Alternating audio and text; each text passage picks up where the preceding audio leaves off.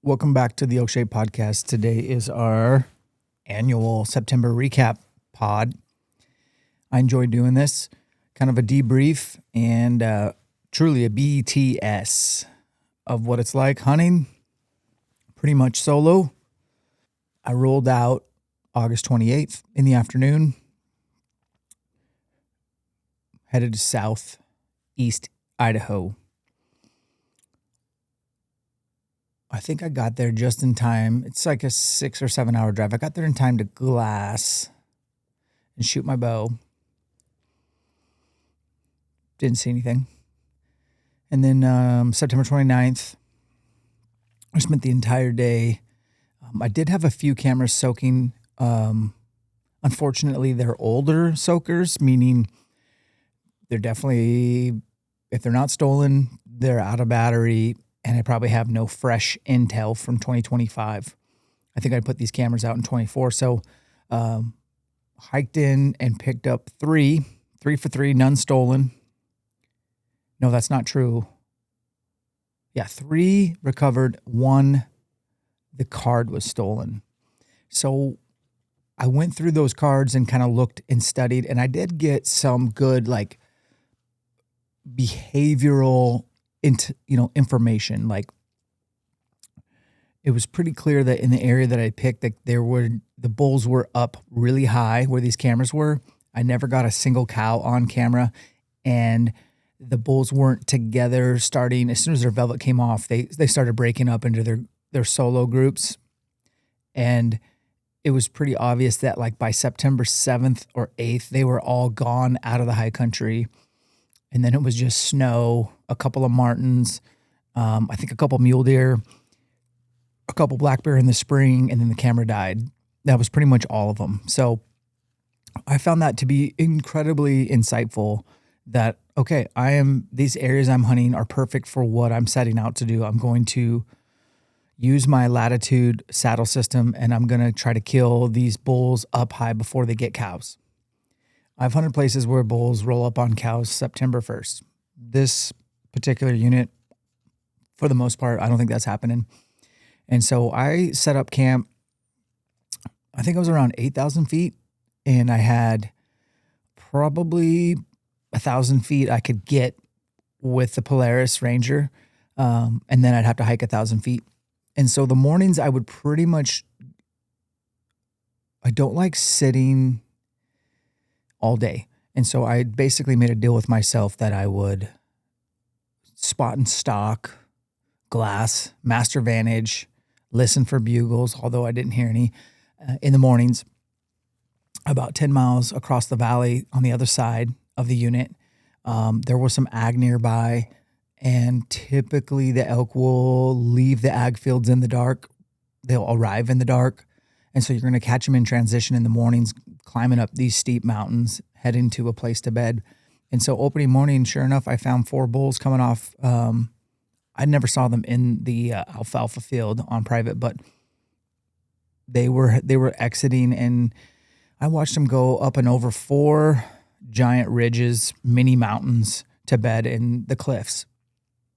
And they were all rag bulls, but that was cool to see some elk morning 1. And then in the evening, I would come back to camp, and it was really hot. It's the desert. There's not a lot of water.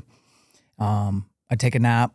I'd wake up, shoot my bow, get ready, make some coffee, hop in the Ranger, and then hike in, try not to sweat to death. And then I would basically just pick out a tree based on fresh rubs, fresh elk track. These are bull tracks. And I kind of had in mind a couple of basins where these bulls were bedding during the day, and then kind of where they were heading once the sun kind of set. These elk were getting up really late. So I'd have to hike in really high. I think I was never lower than 10,500 feet. And these game trails were pretty obvious, and you could read sign real easy. And so I would just kind of pick a tree that was below the game trail, because the thermals would switch, and I would be sure to not get in that tree until after 5. So they're really long days. I only would really hunt for a couple hours in the morning, and in the evenings it was mostly hiking with about a good hour and a half sit and then an hour and a half hike out. And I did that seriously for August 30th, 31st, 1st, 2nd, 3rd, 4th. And by September 5th, I probably should have stayed because the elk sign was really fresh. There was tons of rubs. It was all bull sign. And the bulls that I did get on camera a year prior there were some really big 300 plus inch bulls on public land. But I was like, man, it's September 5th tomorrow. There's got to be a bull with cows. And so I ended up packing everything up after I hunted that night. And I drove clear across the other side of this zone. I think it's 3 units. I got gas at a gas station, and the gas station was closed, but the gas pumps were open.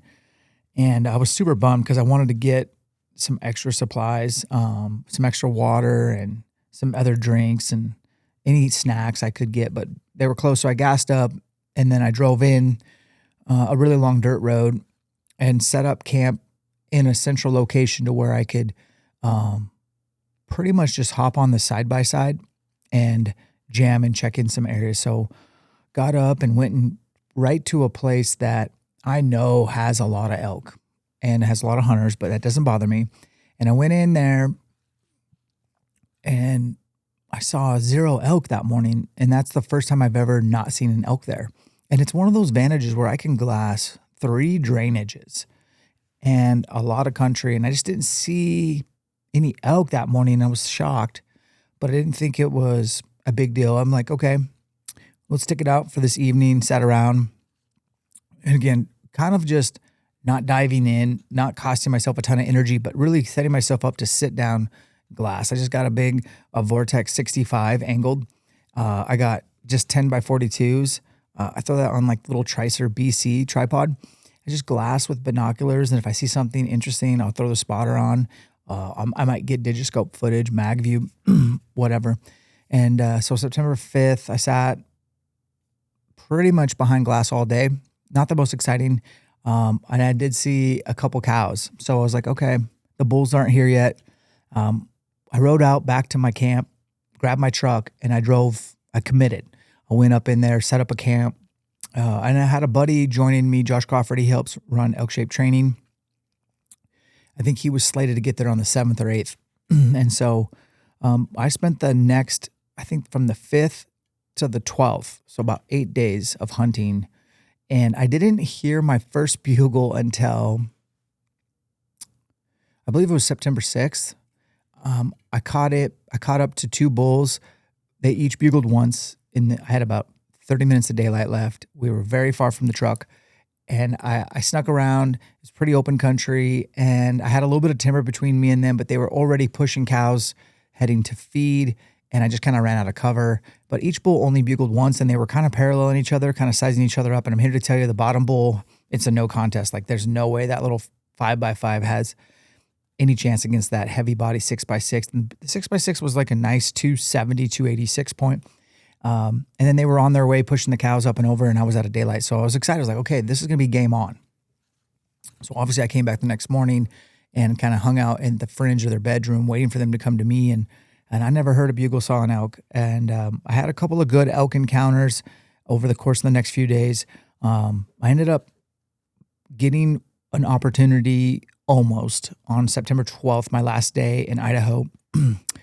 And what I did is I just kind of went to an area I've killed a couple bulls before years ago, and I hiked in probably, it's really not that far. It's about 3 miles, but it does take a long time to get up there. There's a lot of elevation. It's about 2,000 vert. And so I got up there pretty much later than I wanted to. Like, thermals had already changed. And I was kind of in this basin where there are some avalanche chutes. There are some mountain goats. And I heard a bugle up and to my right. And I was like, okay. And then I heard another bugle, which was a satellite bull, higher. And I was like, okay. And I was thinking they were bedded already and just kind of doing bed bugles. No, somebody had bumped this herd bull, and he, a hunter, and he was pushing his cows up through the basin. And I could just tell, like, the bull was pushing cows, because about every 5 minutes he'd let out just kind of like a bull talking to his cows, bugle, pushing them. So I kind of did some mathematics, and I was like, okay, he's going to wrap around and come up on this ridge above me. So I turned my back to the elk and started going away from them, trying to get up this ridge. as fast as I could. It's hella steep. And I kid you not, I get to the top and those elk have already gone all the way up, over, and side hilled around. And now they're past me, and I heard the bull bugle, and he's under 100 yards. And it's shocking how fast elk are. But it sounds like he's slowed down because they're in timber. So I cross a little opening and I get in the timber with him. He bugles one more time. And now I know I'm probably 50, 60 yards from him. And it's pretty open timber. So I peek around a tree and I can see his body. He's in a small opening. I'm ranging him. I can't get a range. There's just a couple tree branches blocking my range finder. And then I see him step out into an opening that I'm going to be able to shoot. And as soon as he hits that opening, I had to cow call to make him stop. So I cow call. He stops. He's a big 6, north of 3. He's got cows. I dot him with the vortex. I get him at 49.3. He looks back towards where my cow call is, and I can kind of slide behind a tree. And my arrow's already, I'm knocked up. So I'm pumped because I have a 50-yard pin fixed. So I pull back and then I lean out from the tree slowly to put that 50 right on his chest. And he's already taken another step and I got no shot. And then he just walked in a straight line away from me out. And I had to let down. I hadn't made a sound at that point, which was my preference, by the way.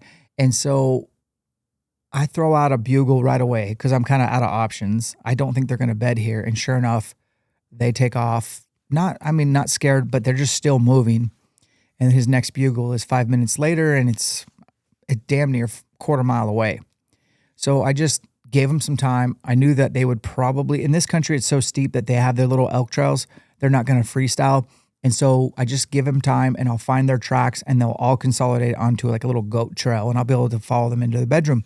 And that's what I did. Gave them an hour, and then I snuck right into their bedroom. And this is probably their secondary bedroom from where they got bumped. And I'm in tight with all the cows. There's several cows, spikes. I have footage of all of it, and I'm just waiting for the bull to bugle to see exactly where he's at. He never does. About an hour and a half goes by. I've got my backpack off. I got my bow knocked. The closest cow is 40. The wind is holding up. This is going to work out. And then all of a sudden, one cow gets up for no reason and starts walking straight down the mountain. Another, and they're all non-verbally leaving this awesome bedroom middle of the day. And I'm like, what the heck's going on? It's about 2 o'clock in the afternoon.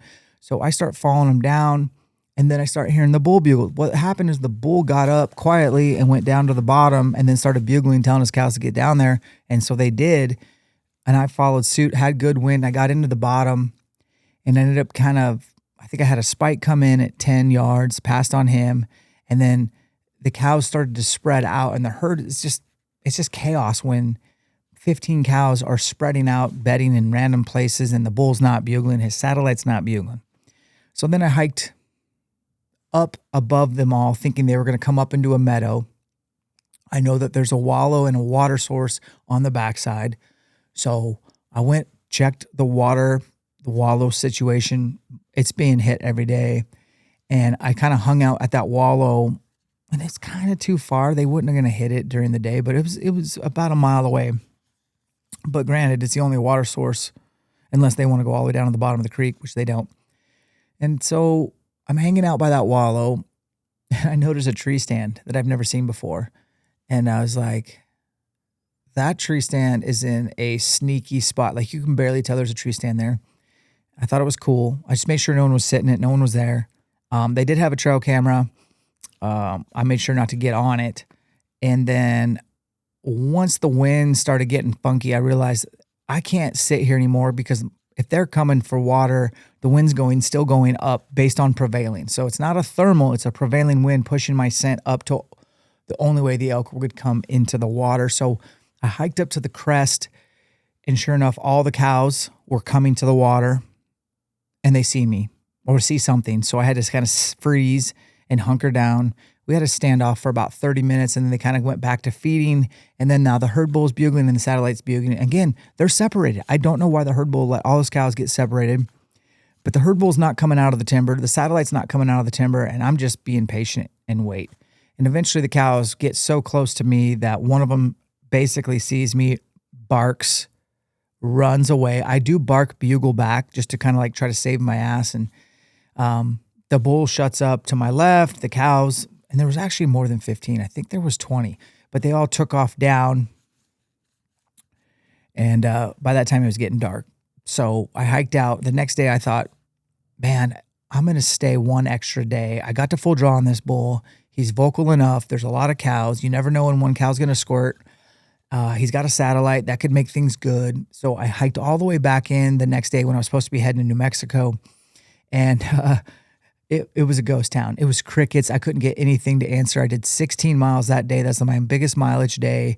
I gained a ton of elevation. I covered every possible place they could be. Maybe they were there. They just never answered. And so I made it back to my truck. I want to say like around 1 or 2 p.m.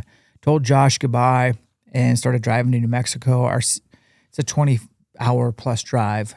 And I ended up making it about 2 hours shy of where my dad was. So my dad was already down there. He's got the same tag. We drew. It's not a landowner tag. We drew. We hadn't drawn since 2007. No, 6. 2006 was the last time my dad and I put in together and drew New Mexico. We did not draw a fantastic tag. We drew like a mediocre unit, and we knew that. But he had been there several days trying to find elk. And so the next day, I think that would be the 13th or maybe it's the 14th.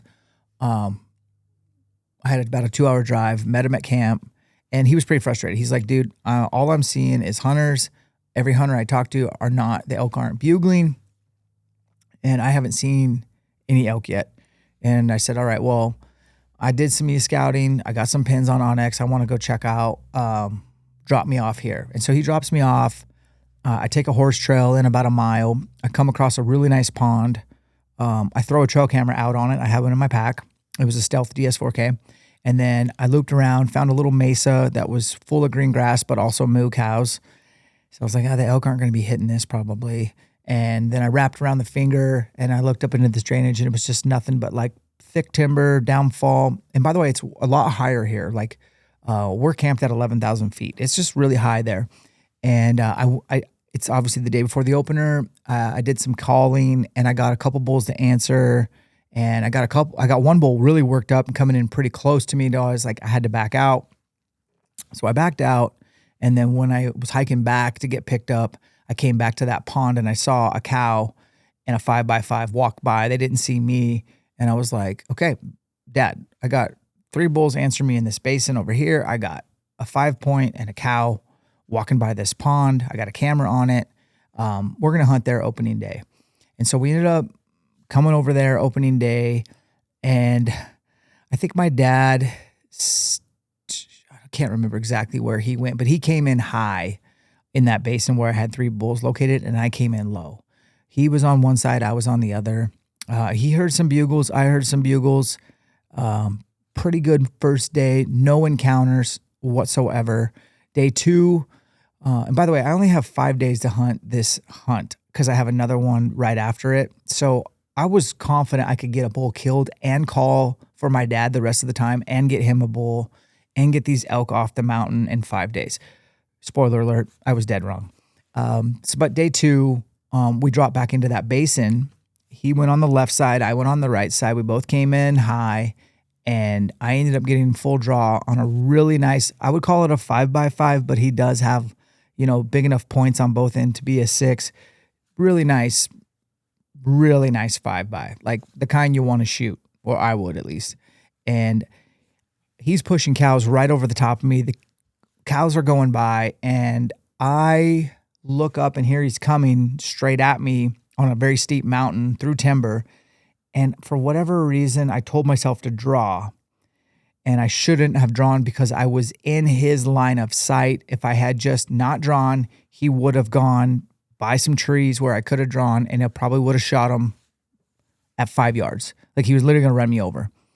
But I tried to draw as in his line of sight, and he picked that movement off and literally bolted. I cow called immediately to stop him because I knew he was at 20 yards. He just kept running. I cow called. And the footage is just me at full draw, like my bow's just following him through, waiting for him to stop. And he never did. So that was my one only true good opportunity with good light and a good shot opportunity, because he was going to be broadside. That evening, I put my dad on that pond. I told him to get there early, build a little brush blind, sit on a bucket. When he got there, there was a guide and 2 hunters already sitting in the water, which is, it is what it is. So he backed out, and I was not hunting too far from that pond because I'd heard some good bugles when I was hiking out the night prior. And so I was looking for, where did this big bull go? Because it was just one of those bugles that it's a no-brainer. Couldn't find those elk. And then when I was hiking out, I ended up popping up on this horse trail, and I see the guide and the clients walking by, and I'm just waiting for my dad. And I think the client was like, "Hey, does this horse trail lead to the road?" And I was like, "Well, yeah, sure it does." He's like, "Okay." And then 5 minutes later, my dad's coming out, and he's like, "Yeah, these guys were sitting on the water, and they just left within 30 minutes of daylight left." And I was like, "Yeah, Dad, you shouldn't. That sucks, because this is a watering hole that you got to hunt till last legal light. That's when the elk will actually show up." That's when I saw the 5-point in the cow. But it was just kind of one of those deals where if somebody's on the water, you got to yield. And so I think on day 3, we went exploratory, trying to find new country, trying to find new elk. Didn't really find any. Fast forward to my last day, day 5. And my dad did discover that we had an outfitter. I don't remember the name of the outfit, but they were the next camp up, and they had 10 wall tents for clients. And they're big, so it's probably 2 clients in each one. So it's probably 20 clients. And then they had a whole nother series of wall tents for their guides, and it looked like a damn parking lot. And the only reason I know that is because my dad accidentally drove in that way in the dark one day because he thought it was our camp. And he was shocked to see all those dudes. And I was like, "Yeah, man, we're like literally competing for this small group of elk, 3 or 4 bulls, who knows how many cows. And these guys are literally coming in and bugling at them all different angles. We got to find some different elk." So day 5 was a day that we were going to go really far from camp, like an hour and a half side-by-side ride. And we had considered moving camp, but we decided to keep camp where it's at. So we scouted a new area, and we found some elk, and they were bugling, but we ran out of daylight. We had an hour and a half drive to get back to camp. And when we got back to camp, I just told my dad, I'm like, "Dad, I got to hunt close to camp tomorrow. I'm not getting up at 3 and breaking down camp and driving an hour and a half, probably 2 hours in my truck, because the truck's just not as fast as a UTV. So this is my last day. I'm going to hunt right by camp on those same elk. And then when I get back, we'll go hunt the evening, and we'll go get you in on those elk." That morning, I kind of had figured out where these bulls were crossing in the morning. I kind of figured out the routine after 4 or 5 days of chasing them. So I did put my calls away, and I just slipped in down a really long finger that eventually kind of knobs out and then just drops. And at that knob, I have 2 different bulls, one coming from the bottom up and one coming from the very top. They both intersect there every morning.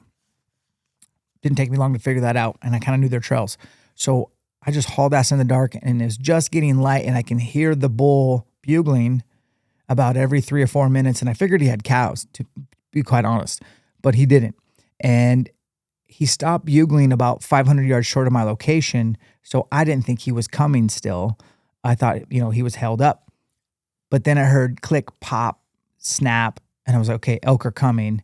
So I knocked up, got ready, and then the lighting was just, you'll see in the video if you watch, but like, it's just not great. It's good enough to shoot an elk. It's legal, but it's not great. And he comes through, and it's thick timber, and he stops, and I'm looking at him, and I'm like, okay. And I range him, he's 34, and I draw back slow, and I put my 30 and 40 pin, split it on his chest, and then I pulled my head out of the peep for a second because I'm like, something's not right. And I'm looking and I have a clear shot, except for he is quartering to me hard to where I'd have to shoot him frontal. There's no way I could get a good shot behind the shoulder. And I didn't want to take a 34-yard frontal in gray light, quite honestly. Had it been bright daylight and I could really see if there was any sticks blocking my shot, I don't know.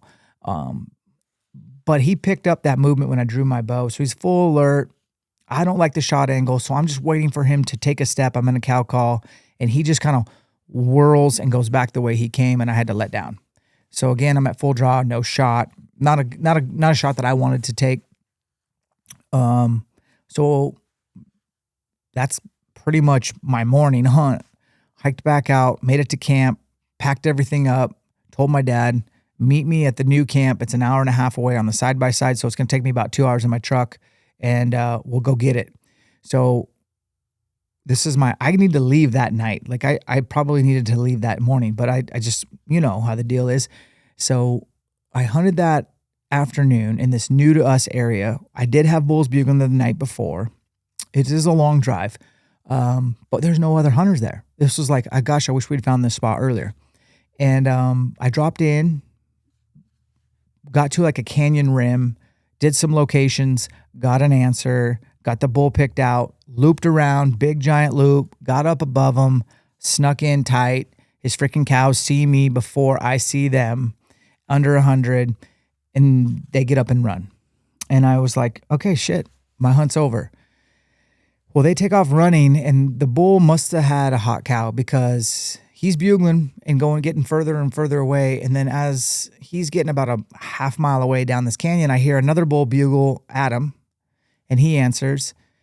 And they start, you could just tell that they're both bugling back and forth. And I was like, oh, this is getting interesting. I'm not done yet. So I freaking take off running down the canyon.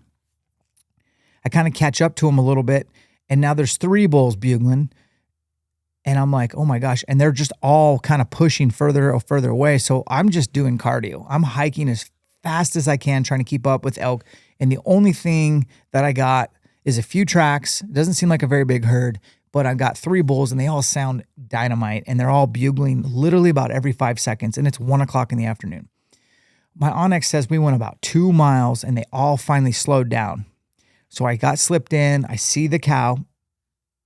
This bull, they're fighting over one cow, but they're not actually fighting. They're just bugling. And I see the cow and she kind of goes up and the bulls are all screaming. I got the audio on my action camera, like literally no exaggeration when I say a bull is bugling every 5 seconds. And it's big bull, big bull, big bull. Finally, one of the bulls gets the cow and starts taking up. So I go up, stay on their tracks. I close to about 60 and I can't get a shot. And this bull's about a 336 point. This is like legit New Mexico public land bull.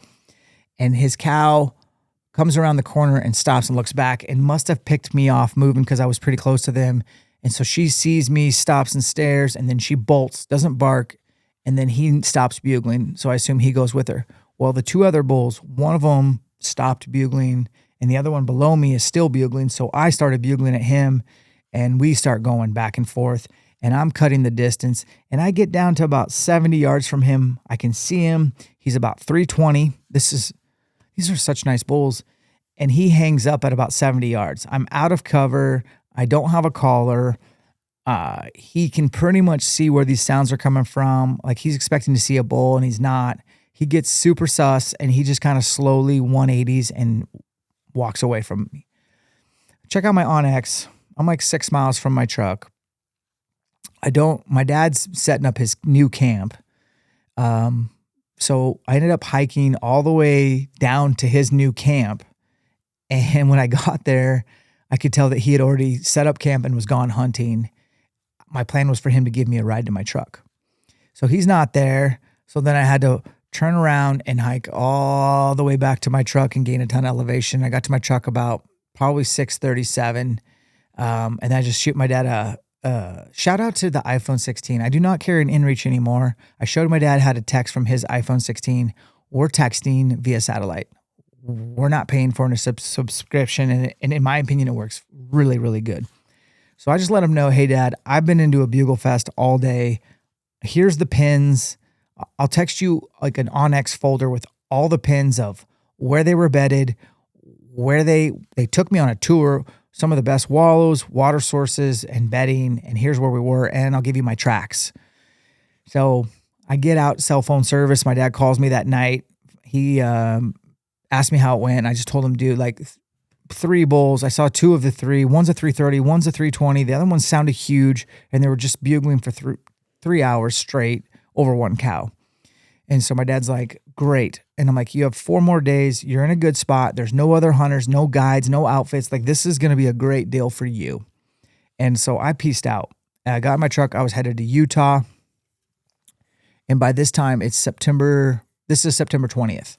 So I have really spent 22 days with being full draw twice. It's just been a hard season. I'm just not into elk like I usually am. And not a lack of effort. Always my effort will be there because that's the only thing I can control. And my goal is to always come home with zero what ifs or regrets. It's always like, no, I don't have any regrets. I did everything. I tried everything I thought of, and I never talked myself out of anything. I just sent it. So now I'm headed up to northern Utah. This hunt is with Black Rifle Coffee Company. And I've hunted this ranch before. It's 240,000 acres. It's the best elk hunting place I've ever been to. Y'all know what I guess a lot of you will know the name of it. That's not actually the name of it. It's what it's known for, but the outfitters, Wild Country Outfitters. And this is not a place where any Joe Schmo, like I couldn't just call them up and be like, hey, can I book a hunt next year? No. These are like usually corporations that book these hunts and have X amount of tags or whatever. I don't really want to get into the nitty gritty of that because it doesn't matter. I really don't deserve to be at a place like this. And every time I've gotten to go, I just realize how lucky I am and to take full advantage. So on September 21st, I picked up videographer DJ, and this is kind of a cool story. DJ has never hunted. He's backpacked, he's camped, but he's never hunted. He's never seen an animal die. He's never butchered an animal, never packed an animal. I mean, he's basically a guy from LA. So he's never been. And the reason why I told him he could come on this hunt is because I needed an actual cameraman for this hunt, because I may or may not have had him bring a potential new bow. That's all I can really say. But it came here while I was gone. Michael Allman over at Spokane Valley Archery signed a non-disclosure, set it up for me, threw it in a bag. DJ picked it up because he lives nearby me, and picked me and flew with it.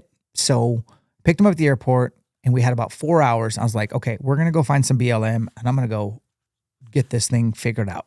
So I got this thing figured out. I got all my pins set. I don't have a sight tape, so I can only shoot out to 50. Montana Knife Company out of Frenchtown, Montana. Josh Smith, former lineman, blue-collar dude, master bladesmith. Him and Brandon started this company out of a garage. It's grown into an amazing company that we believe in, and they support us, so we ask that you support them. Try out the Speed Goat 2.0. Throw it in your pack this fall. Get a bloody. See for yourself. It's going to hold a beautiful edge. Fixed knives are safer, especially for breaking down your critters. And this is something that you'll be able to pass down generation to generation. Onyx out of Missoula, Montana. I've been working with them since the beginning. This is the #1 brand when it comes to digital mapping. You need to know where you stand. You need to know the boundaries of public and private. You also are going to want to be able to do the bulk of your scouting from a desktop at home, especially if you're like me. You're a husband, a father, a business owner. You're not going to be able to physically in person scout all the places you have tags for. You need to construct a plan from your desktop, points of interest, and figure out how to execute that plan from the desktop. That's why you're going to use OnX. This thing works flawlessly in the backcountry on offline mode. You'll download your maps ahead of time. You can run tracking. There's so many tools and perks and benefits to the elite membership, including hunt reminders so you don't miss a deadline, Hunting Fool's digital publication so you can look into each state's proclamations. You can look into the nuance behind each state. Look at the draw odds through the hunt research tool and make a better plan. Use the discount code ELKSHAPE to save 20%. Guys, do you have a health savings account? I do, and you can use that card to purchase sheep feed, which will help save your feet. Everything starts from the ground up. Sheep feet are orthotics that you put in your boots. So you take whatever comes stock out, put those in. It's suited, it's custom, it's tailored to your feet.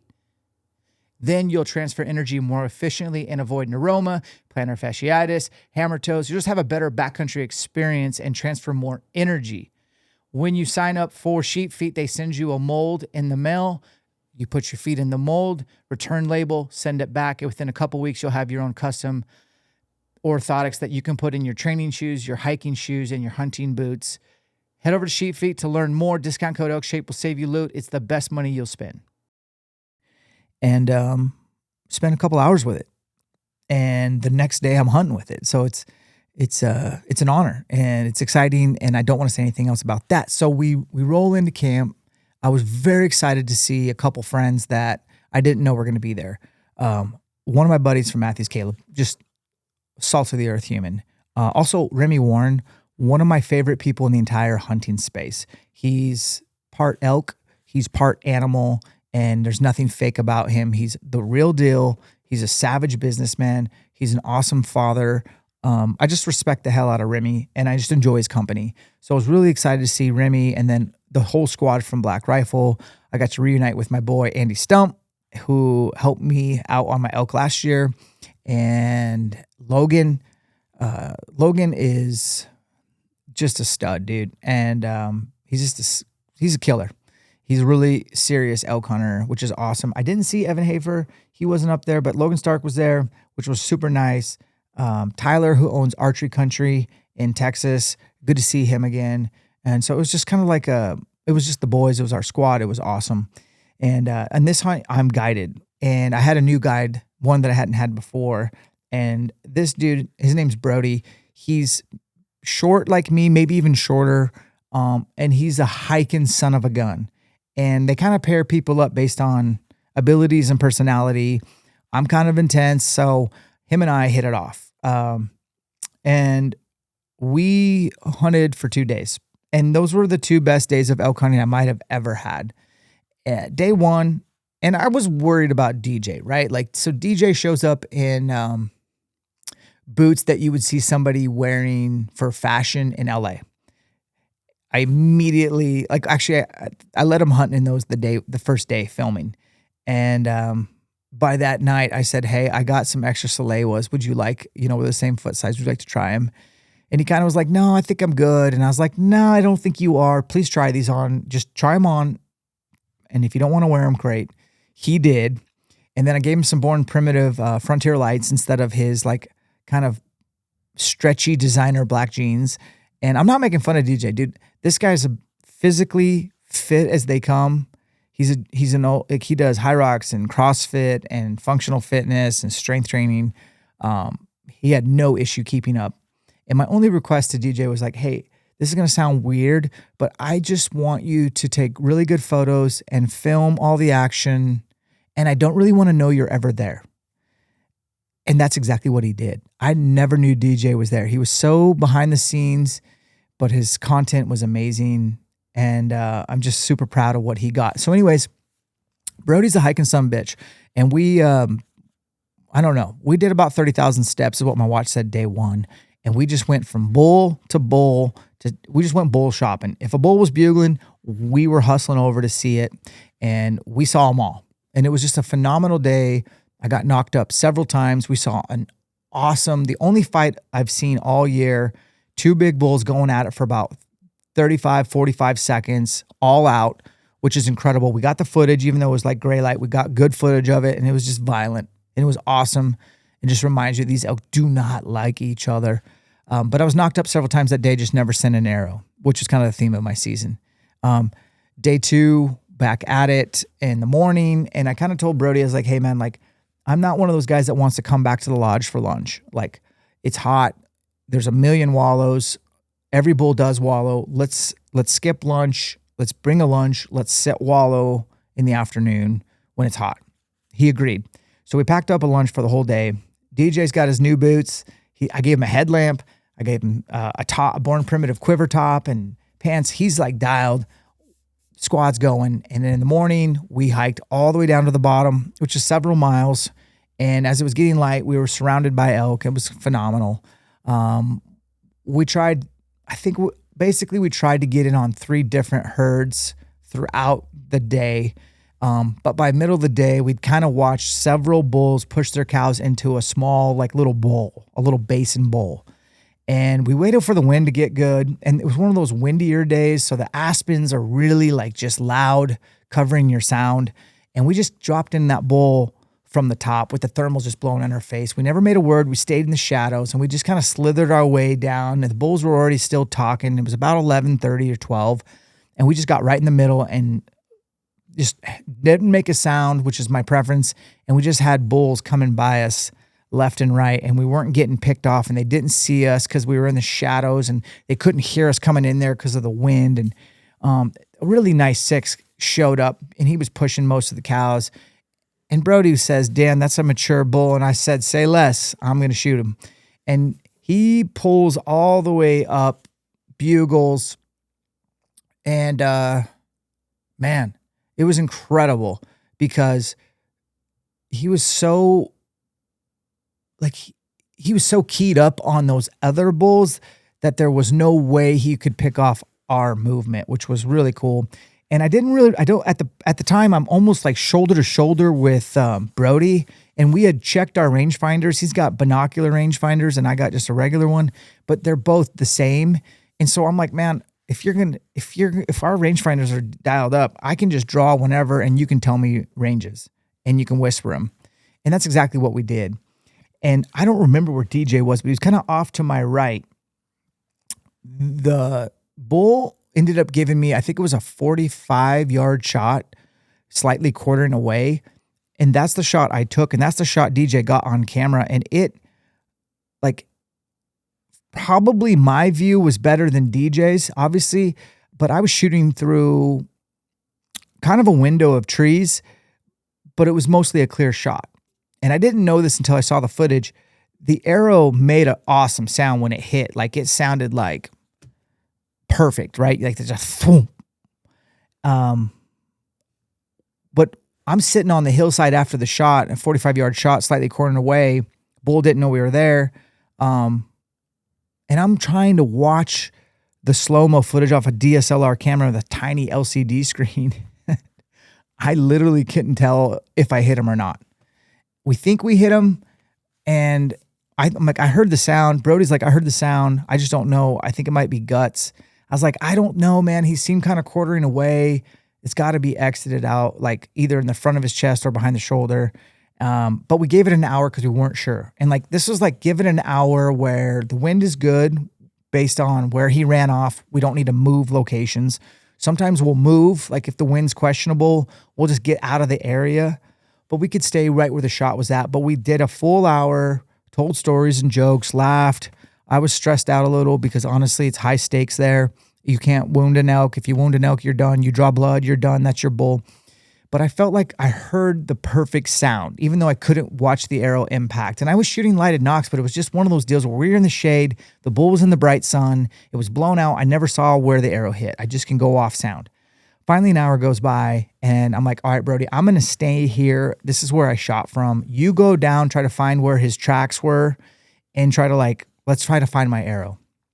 I'm telling you guys, we looked. We never could find my arrow. But the good news is we were seeing blood right after where the bull got shot. So then I came down, helped Brody look for my arrow, never found it. So then I was thinking, is my arrow still in the bull?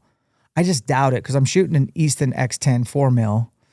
It weighs 460, and I got that iron wheel single bevel standard 125, and it's single bevel to the left with bleeders. That thing just penetrates. So we start looking around and see the blood, and I'm like, well, let's just follow blood. And the bull went about 60 yards from the shot, dead, piled up. Brody saw him before I did, and he looked really good. You know how you walk up to a bull and sometimes you get a little ground shrinkage? I got some ground growth. He was better than I thought. He was heavier than I thought. He was wider than I thought. His beams were longer than I thought. I knew he was a good 6, but he's a really nice 6, and it was awesome. So I started working on the bull immediately, And Brody had to hike up the mountain to try to get radio or cell phone service to let the guy who, his name Kenny, he'll get a side-by-side as close to you as he can. And then Brody made it back to me. We cut that elk up, and honestly, probably the fastest. Brody was really good at butchering. I'm okay too. So like we had that bull broken down in less than an hour hanging. And by the time the side-by-side got there, we were pretty much good to go. I did go back and look for my arrow one more time. I really wanted to find my arrow, and it didn't. It blew through that bull and must have gone to a different zip code. The arrow entered the back of the ribs and came out right behind the shoulder. So I got both lungs. He died in like probably 60 yards from the shot, and that's what every bow hunter wants. The bow is awesome, and I can't talk about it. So it was really cool to get that bow, and then 2 days later kill a bull with it. And we got the bull packed out. The side-by-side got there pretty close. I ended up packing out, trying both rear quarters on each side of my initial scent, the little hook part. That works flawlessly. I probably weigh 145 pounds right now. So this is a big body bull. I would say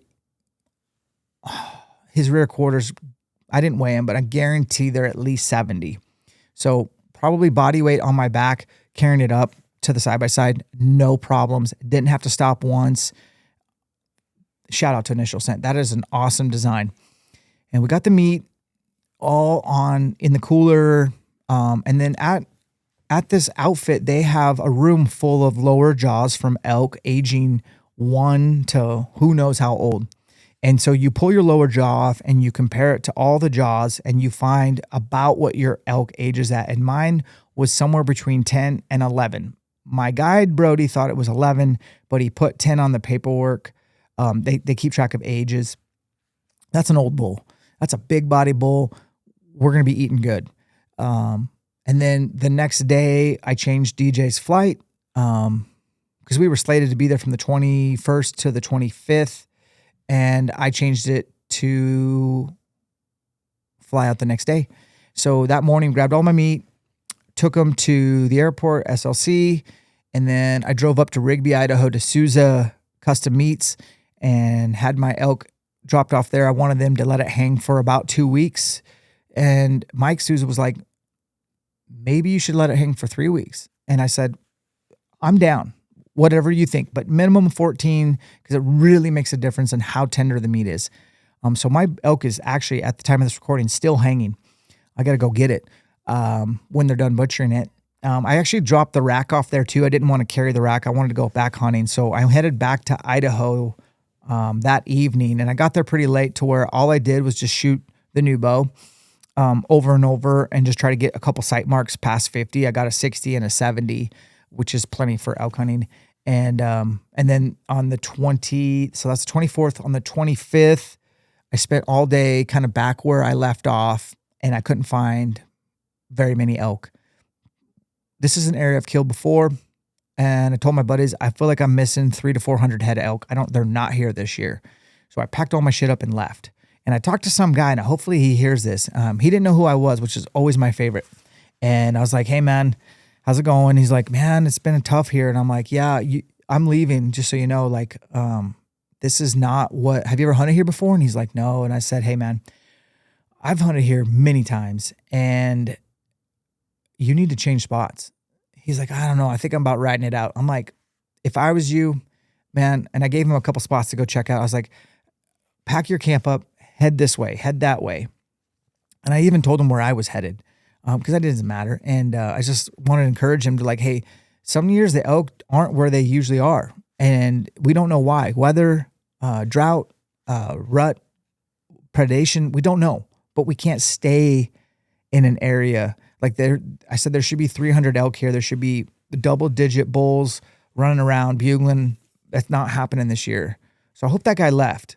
Hopefully he didn't just stick around. But I left and went north about, I don't know, spent all day driving, and I got in an evening hunt to a new spot. Only saw 2 cows, heard no bugles. And I left that spot and went even more north. Come to find out from a friend, his nephew killed a bull right where I was a couple days later, which just goes to show you, like, these elk are moving around so much that just because I only saw 2 cows, maybe I should have stuck around for another day or two. Not a full month, not 3 weeks, but maybe a day or two more. I don't know. I wasn't patient enough. So I moved up more north, ended up finding some Idaho bulls in an awesome drainage, about 5 bulls. Got in on those elk for a couple of days. The closest I ever got to any of those bulls was about 56. Couldn't get a shot. Story of my life. And when I say I couldn't get a shot, it's just I was at full draw on him twice. I just never had the shot angle that made sense. And 56 is not like too far for me. I want a broadside or slightly quartering away. I'm not taking a frontal. I'm not taking a harsh quartering to that far away. So I didn't shoot him. And I think it was September 29th. By about the 29th, I gave up on Idaho. I have a Montana tag. I was like, I know that there's some better spots from Montana, and I walked away from Idaho. So on September 29th, I ended up getting to a really good bull in Montana. And it was an evening, and he was pushing his cows out of the timber, and I slipped in on him, and I didn't call. And I got in really tight with him, but I couldn't get a shot. Kept seeing his legs, but not his body or his head, because it was kind of thick in there. And I finally got too close to him to where one of his cows saw me. So they kind of spooked, and I immediately bugled for the first time, and he answered right on top of me, and the cow stopped. And then I started doing calf calls like Joel Turner and bull calling to his cow bugles. And those cows literally started coming to me, and the bull was getting freaking upset. And I kind of ran out of shooting light, and I was like, okay, I got the wind. I'm out of shooting light. This bull's ripping. If I had another 15 minutes, I think I could have killed him just because he was so fired up. So I had to like sneak out the back door and not let him smell me and save them for the next day, which I did. And the next day I got right back into those elk and ended up getting busted by a cow and bumping those elk. And they went a country mile, maybe a country 5 miles. And then it started raining. And I got back to my truck, middle of the day, turned on my Starlink, and I saw that it was going to be raining the rest of the week and then snowing on the weekend. And so I was like, okay, I haven't been home for 32 days. We got 1 elk down. I have a Colorado hunt coming up. I think I'm going to go home, see my family. I miss them dearly. Regroup, take some stuff out of my truck that I don't need, create some room, re-gear, retool, shoot this new bow a little bit more, build a sight tape, answer some damn emails, go back to work for a couple days, and that's where I'm at. And so right now, at the time of this recording, it is raining, and I'm waiting for this last rainstorm to leave. Should be blue skies post-storm on Monday. Today is Thursday. So I'm sitting at home twiddling my thumbs, not hunting in the rain and snow, which I don't think is a mistake. I think one thing's going to be for sure. It's going to be a rodeo I had a dirt bike with me on the back end of my hunt. I ain't going to ride no dirt bike. I'm going to ride that Polaris Ranger, and I'm going to put it in 4-wheel drive, and I'm going to go through that grease, that gumbo, and I'm going to get back there and hunt those elk in the snow after the storm. It's been storming all week. They should be rutting still, and we should be pretty much, most hunters have gone home. And it'll be during the week. And so that's where I'm at. I'm just waiting for that. And I think DJ, I might have him talked into coming and filming for me for a couple of days. And I'm telling you guys, I've had lots of camera guys. This guy, I don't even know is there. He hardly talks. He's super kind, loves the Lord, and is a world-class photographer, cinematographer. Like, I booked this dude on retainer. So I got him on retainer. He is awesome. And I'm taking a guy who's now hunted in Utah. And I told him, this is going to be a lot different than what you experience in Utah at that private ranch, man. Like, we're going to work our asses off for maybe 1 bugle a day. And we're going to maybe have, like, if we're lucky, we might get an elk encounter. And we can't screw it up. This will be the only elk. So it's a lot more high stakes. I said, we're not going to be at a lodge. You can't take a shower every night. There's no power. You can't charge all your camera batteries up every night. You're going to have to bring extra batteries and some sort of battery bank. And I said, you're going to have to stay in a tent, not in a bed. And it's going to be cold. It could snow on us. There will be snow on the ground when we get there. So I think I requested for him to come for 3 days. But at the time of this recording, I think that's happening. And then also, I think I might be walking away from my Colorado hunt. I burned 17 points for a rifle tag that doesn't take 17 points. That season opens October 15th and goes to the 19th. That's a short ass window. It's a long ways away. And I'm not super passionate about rifle hunting elk. So I think I'm going to I don't care, guys. That's how much I don't care about Colorado. And no offense to anyone in Colorado. It's just, I have so much good elk hunting where I live. It doesn't make sense to drive halfway across country to hunt for 5 days with a rifle when sure, it would make sense if I actually was good at elk hunting and had a couple bulls knocked down, but I don't. So I'm going to really go focusing on Montana. Montana's season goes so late this year. Archery goes till October 19th. So I'm going to be probably hunting Montana October 5th through the 19th. And I'm coming home either empty-handed or with a bull. And if I get home and I got time, maybe I'll book a flight and hang out with my good friend Jeff in Colorado and he can take me. I just told him most likely not, but if the stars align and I get a bull down and I have time, I'll fly down real quick and do that hunt. And he's a good friend and he knows the unit and he's a legit bow hunter. So I'll be bringing a bow and a rifle if I do go to Colorado, but my crystal ball shows me I just end up burning 17 points and I can't get them back unless I have an extreme medical condition or something, and I don't. I'm not going to lie. So I'm just going to see what it is. Plus, I'm going back to Colorado. Remember, I burned all my points in November for a rifle rut hunt for mule deer. That's a short, I think it's the third season. I can't remember. It's in November. So it's just, yeah, man. That's where I'm at. Been a tough season. So I kind of want to finish the pod with just talking about a couple things like killing an elk is awesome, but that doesn't define success for me. What defines success is not the outcome, but the effort. Did I bust my ass every day? No sleep-ins, no feeling sorry for yourself. No, I don't know if I have time to get down there and get in on those elk. I think I'll just wait for tomorrow. No, I don't do any of that shit. It's always like full send, no matter what, no matter the cost.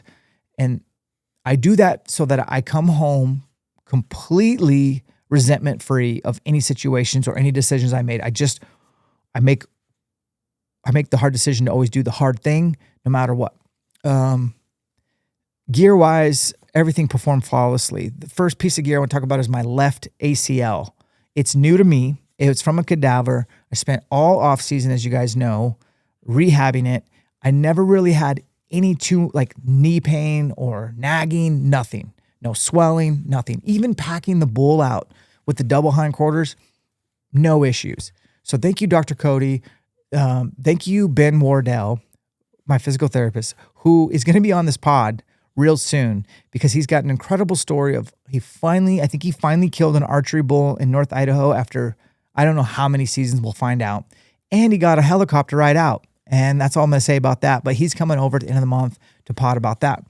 So thank you for the knee. It did well. All the training, all the nutrition, all the rehab paid off. I did work out the last couple of days here, doing in-season training with ELKSHAPE training, not trying to hurt myself, get the heart rate up, get some strength training, get some midline work, some injury prevention. Been great. My rooftop tent is absolutely amazing. I spent most nights in it. I did spend 5 nights in the new Solitude one person from Peaks. That is the tent made for me. It is absolutely perfect. The vestibule, everything, the setup, the weight. I did a 5-day backcountry hunt in Idaho. I didn't really talk about that, but I did. And the elk weren't there. It was literally going against my doctrine. It was a place where elk almost always are year over year. And it's so far that I can't glass. You kind of have to commit. And I went way back there and there was no elk. But I spent, I think, 4 nights, 5 days in the backcountry. And I wanted to test that tent out. So that was a highlight for me. Never had any Peaks headlamp die all season long. I charged them all up and I never had to recharge one all season long. It doesn't make sense. So I don't know what's going on with that voodoo. Food-wise, I bounced back and forth between the Peaks Refuel and the company that started Peaks Refuel that left and started their own. You guys will have to Google it. I can't remember their name, but their food is amazing. I paid full retail for them, and I like their food better, straight up. And Peaks Refuel is the best, and now I found something better. As far as Born Primitive gear goes, man, I didn't wear the Frontier heavies or the lights. I wore the terrain pant day in and day out. And for this next go, that's all I'll be wearing. I don't know, something about the way those pants fit. They're quiet. They feel athletic. And if it gets cold, I'll just wear the Ridgeline base layers. I always had a Tundra heavy puffy back at camp or on me when I was riding my dirt bike in the dark to wherever I was going or riding back. The new headlamp that I use is called, for my dirt bike, it's on my helmet. I think it's called Onyx. I bought an extra battery and I never had to use it. One battery lasted me all season riding the dirt bike. And so I have a headlight on my dirt bike, but having a helmet headlight that's super bright LED keeps me safe, lets me ride technical single track. I can see animals, and that battery lasted well. I did use trekking poles, always had trekking poles with me, and I would pretty much only use them when I was hiking out of hell holes in the dark. I'd put my bow on my back, get my double trekkers out. I could just make good time. The ELKSHAPE fitness was the best it's ever been. Like, I'd never had to stop for oxygen or nothing, and I was never lower than 8,000 feet all month long. Initial scent pack did really well on packing elk out. I'm trying to think of any other gear that really stood out. Onyx has got a bunch of new features that they haven't really done a good job talking about. There's one feature that a lot of you probably already know this, but like, I always run tracking every day, just because a lot of times I end up on elk trails, and then if I save those tracks, it really shows me how the elk move. And then also that compass mode, range finding mode, where I can hear a bull bugle and like really point exactly where he is and drop accurate pins as to where I think that bull is. That was a game changer for me. Yeah. So a lot of time on the Onyx, really good features there. Downloaded more maps than I needed. Yeah. Maybe you guys can comment in this section on YouTube or Spotify or wherever you're getting this, any gear questions that you're curious about that we tested. I water filtration in the backcountry. I used a platypus system with their filter, and it worked out really well. And I was able to get 3 gallons of clean water at a time. So I had a really big dirty bag and a really big clean bag, and the filter was working great. It was a good system. This year just lacked elk density. I did a really good job of finding elk where I was in places where it just seems like they were scarce. They weren't where they used to be. I'm not blaming weather or hunters or nothing. It's just, I had my opportunities. I just didn't let the arrow go. And I'd rather not let the arrow go than take some marginal shot that requires a small miracle and you might end up wounding an elk. I don't like that. So I was really excited to at least get a bull in September. And I hope to come back and give you an October recap, and we'll figure out, do I get an elk in Montana or not? Do I end up going to Colorado or not? That kind of stuff. But all in all, I really enjoyed the hundreds of direct messages and emails from people sharing their success and somehow giving me credit to helping them or something through this podcast or through YouTube or whatever. And man, that's very humbling, but I don't deserve any credit. I'm here as your hype man to keep you focused on what really matters. And what really matters is your faith in your family.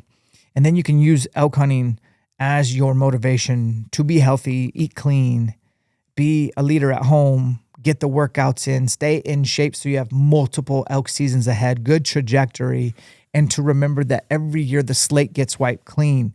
I hunted from August 30th till September 23rd before I let loose an arrow. A lot of people don't have that much time. And so you don't feel like you're not good at elk hunting. Elk hunting with a bow is hard, really hard on public land, like extremely hard.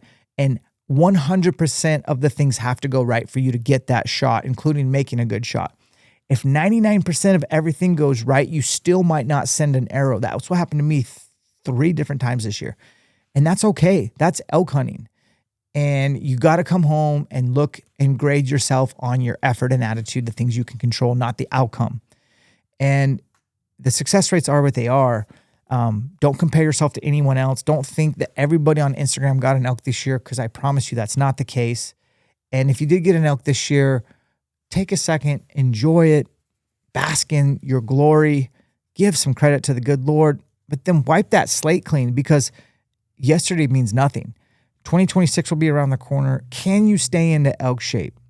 Can you stay consistent through the winter months when it's lack of daylight and you're not that motivated to shoot your bow and working out sucks and football's on and family and Thanksgiving and Christmas and New Year's and getting fat? None of that on my watch. Get over to ELKSHAPE training, get signed up, get your home gym built. And if you had success, get greedy and have more success and stack wins. That's the September recap, guys. I appreciate you. I don't know why you listen, but if you get something out of this, that's my goal. I'll finish with an email I saved. I got a lot of these. And I haven't gotten any I wounded a bull stories this year yet. So that's been pretty cool to see everybody's doing well. All right. This email is from Addison Cornell. Dan, I hope you're having a blast so far this September. I just wanted to say thanks for all you do to educate and prepare hunters like me for the elk woods and share a little recap of how I got over the learning curve.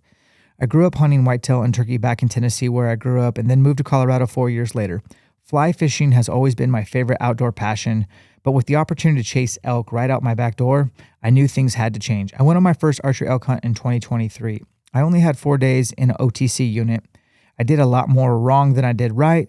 I still found elk, and I had a pretty close encounter with a nice herd bull. Never got a shot, but I was hooked. I think I listened to my first ELKSHAPE podcast in the car while driving out for that hunt. I ended up going back to the original episode and listening basically straight through each one between September 23 and September 2024. So he's heard all the pods. That's great. Last year, I picked up a limited entry archery tag in a low point unit and prepared for the season like my life depended upon it. I made plans to hunt 10 days, broken up into 2 trips. The season was great, but still never drew back my bow. I found elk each of the areas I'd picked out, but can never seal the deal for one reason or another. I was within 200 yards of elk 4 or 5 times. So yet again, I found myself learning, scouting, lifting, shooting, rucking, hiking through another off season in hopes to punch my tag in 2025. I was able to draw the same tag as the year prior to build upon the areas I had already learned and the behavior that I had witnessed. Because of work and family schedules, best time to get out in the mountains was going to be the first week of the season. I got out in my area 4 days before opening day, September 2nd is opener, to get in as many high ridges, knobs as I could to locate elk. There were not in the same place as 2024, unfortunately, but thankfully I had time and the intel to modify my game plan before opening day. Well done, sir. Opening morning comes and I found myself on a great vantage point above tree line overlooking a massive basin where I'd watched a small herd the previous morning. I could see for miles and yet could not turn up a single elk. Either they had moved out overnight or hunkered down in the timber, so I decided to go after some elk I had briefly spotted a few days before. I hiked in, I set up my camp. I got to my glassing spot around 5:30 p.m. and at 6:15, 4 bulls came racing down out of the timber into a little clearing about a mile away and take turns wallowing and pairing off to fight, some gentle sparring, and some aggressive fighting, trying to kill each other. I watched them for 30 minutes, waiting for the wind to get right. Once the thermal switched, I got my stuff together and I raced to the bottom of this drainage. I slowly stalked up the other side, approaching their fighting ground with stealth. Before I can see them, I hear antlers crashing and I know they're still there. I crept up to the edge of the woods, trying to get a clear line of sight to get a range and send an arrow. I almost blew up the whole scenario when one wrong step, popping a stick, alerted one of the bulls. Thankfully, 2 of them were actively engaged in a fight and were unfazed. They stopped for a moment and one took a few steps my way into a shooting lane, and I let an arrow fly at 65 yards and it hit home. With light quickly fading and below freezing overnight temperatures expected, I backed out and went back to my spike camp. To my exceeding joy, I found the bull next morning 150 yards away from the shot. I would have been absolutely thrilled to take down a measly raghorn, but I walked up on a very nice bull for the area. God truly blessed me, not only with a mature bull, but an epic experience in epic country. It was pretty special to do it all solo, but I was more happy to have the help of a good friend packing out. It took us 2 days and 30 or so miles to get all the meat out. It was the hardest workout of my life, and I loved every second of it. Again, thanks for all you do, Dan, and keep fighting the good fight as a witness and follower of Christ. God bless you, brother. And he did kill a dandy 6. Or, nope, a dandy, yeah, I'm going to call him a 6. Addison Cornell, congratulations. That was a really long email, but really well articulated, and just like, he's not exaggerating. I guarantee it was 30 miles of round trip hiking, load after load, to get that meat out. Thank God for those cool temperatures, even though it was early season. You know, I was really worried about meat care, and probably the first 12 days of September, I just it never got cold, and I was really worried about meat because I'm a solo guy and packing out elk solo and it not getting cold at night. So that's something to be concerned about. Yeah, guys, listen, man, elk hunting is our passion.